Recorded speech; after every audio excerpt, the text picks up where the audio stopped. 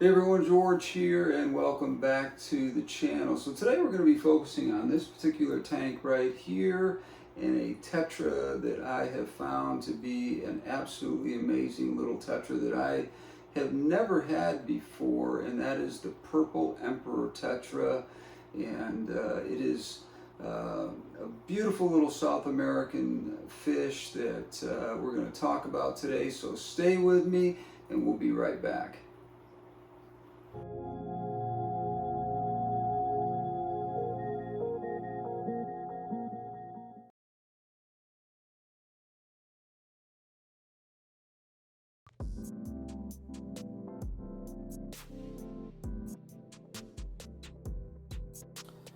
So I have found a great little fish, the Purple Emperor Tetra, that I'm pointing at right here. And I'm going to try to say the scientific name on this, but forgive me if I butcher it. It is Inpaichthys kerri. Now, I don't think I said that right at all, but you know, I did my best on that one. I've been trying to practice that for a few hours here, and that's the best I've got for you. Anyways, this is a perfect little fish for either a species-only tank that you can set up for just these guys. These guys would work perfect in a nano tank environment, and that would be a tank anywhere from 5 to 20 gallons. But I am using them as a community fish along with a species that I have in here that I'm focusing on, which is the German blue ram cichlid. So I added these fish. They were in quarantine for a couple of weeks, and everything turned out to be really good with them. They're eating really well, they're acting perfect, and so I decided to add them to this tank, and I think that they're just the perfect little fish for this tank. They're very loose schooling fish. In other words, they're not tight schoolers at all, which I find interesting because they're all over the tank at any given place in the tank, so you're always seeing them somewhere. They're not zooming around and making a chaotic situation out of the tank. So let's talk about the distribution of these fish and where they come from. Now, these are found strictly in the Madeira basin of Brazil, and it's actually the upper Madeira basin. They really are a fish that will hang around in the bogs and areas of the river where it is quiet and calm, and there's a lot of leaf litter and roots and branches and debris in the water, where you will find that the water is sort of brown, or if you're talking about a black water tank or something like that, I would sort of akin it to that sort of thing. But that's not what I'm doing here. But they seem to do fine in this situation, and primarily they inhabit forest areas, basically, is what I'm saying here. Sluggish tributaries off the main river channels. The water in these biotopes is often, like I said, stained with browns, with tannins and other chemicals released from the decaying organic material that you would find laying on the riverbed, and it's a very acidic situation as a result. And what I would say about that is that if you are looking to set up a black water tank, this is a perfect fish for that, especially if you're wanting to do, like I said, a nano style tank. But I really think that would be kind of a cool setup, but that's not what I'm interested in, and I think they're going to work just fine with the situation that I have. Now, as far as aquarium size goes, a small group of, let's say, 7 to 12 of these fish would do really well in a 24 by 15 by 12 inch tank.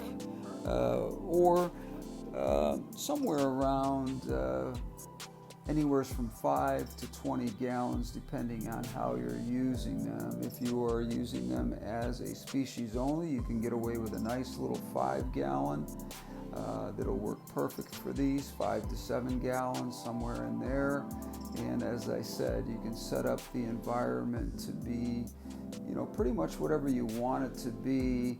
But again, I'm using it, as I said, as just a community fish, along with these German blue ram cichlids that I have in this tank. So, as I said, very versatile and a great little fish for just about any situation you want to put them in.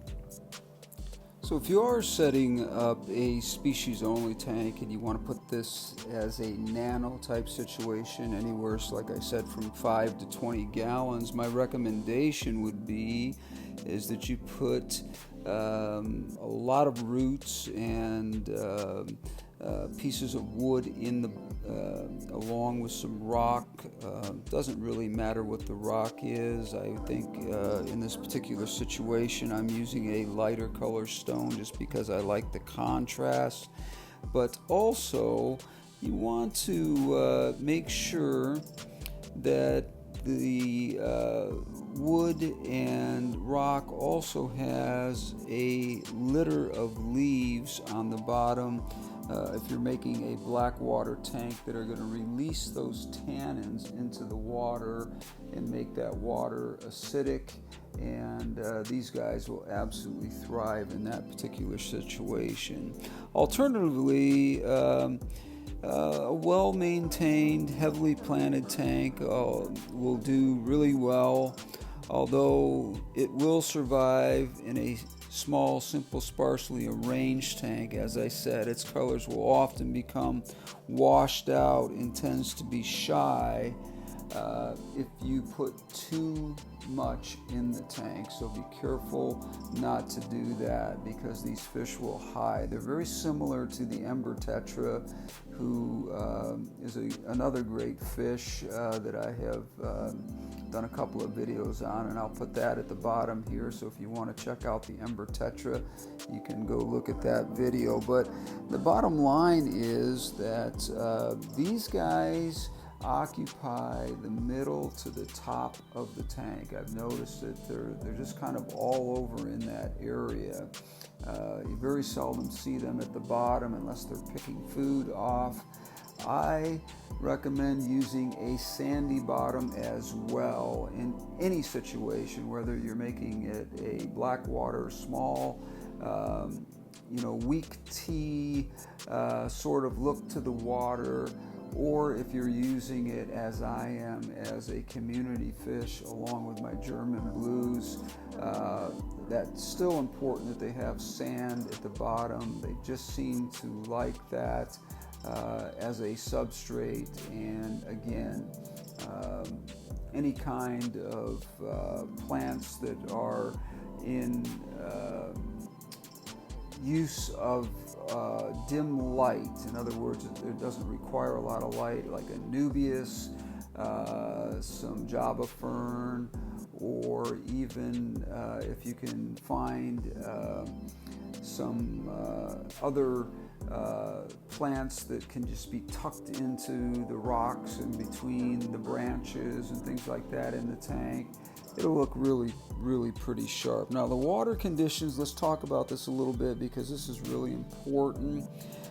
First of all, let's talk about pH. The pH on these guys is 5.5 up to 7.5.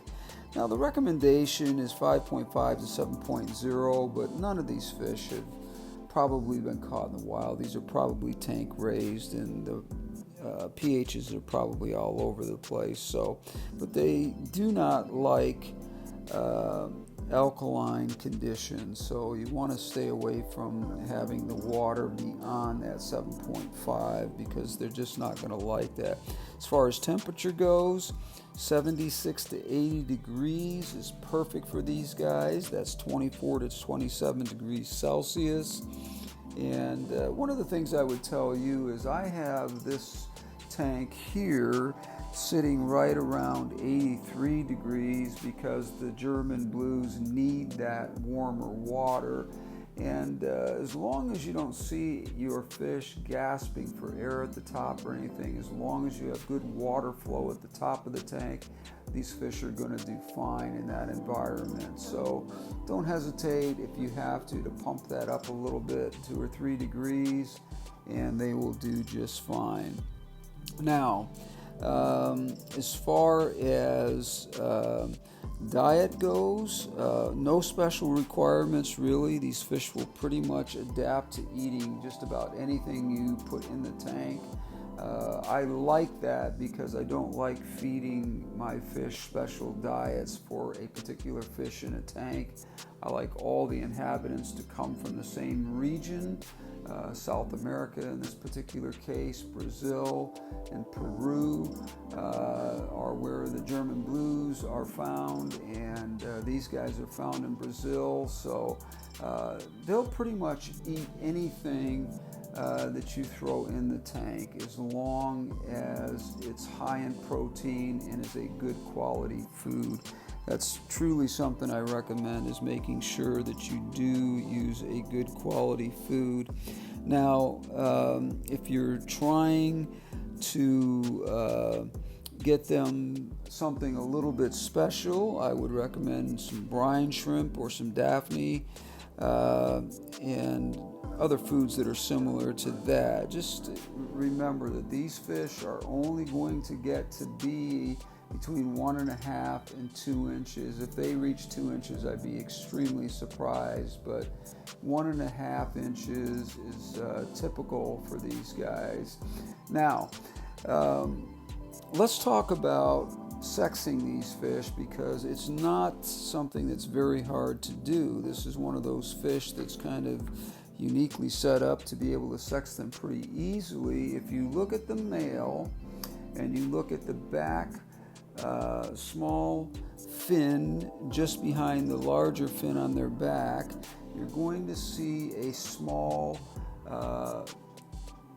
like a bluish, yellowish blue little fin that sits up there. That would be your male, and the male is going to be slightly smaller than the female. The females are going to be a little more robust in size, and they're going to have a definite pinkish red fin in the same location, and that will tell you the difference between the male and the female. So like I said, it's really not hard to sex these guys at all.